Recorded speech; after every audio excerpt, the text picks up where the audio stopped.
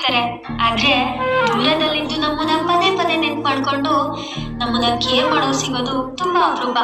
ಅಂಥವ್ರು ಏನಾದ್ರು ನಿಮ್ ಲೈಫಲ್ಲಿ ಇದ್ರೆ ಯಾವತ್ತೂ ಕಳ್ಕೊಬೇಡಿ. ಐ ಥಿಂಕ್ ನನ್ಗೆ ಆಲ್ರೆಡಿ ಸಿಕ್ಕಾಗಿದೆ. ಫ್ರೆಂಡ್ಸ್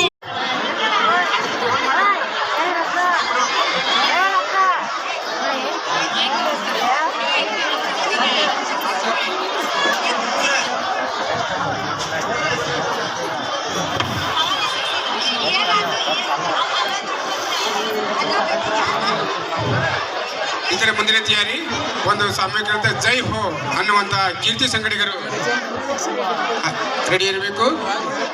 ಜೈ ಹೋ ಅನ್ನುವಂಥ ಕೀರ್ತಿ ಸಂಗಡಿಗರು ಸೈ ಮುಖ ನೃತ್ಯ ರೆಡಿ ಇರಬೇಕು.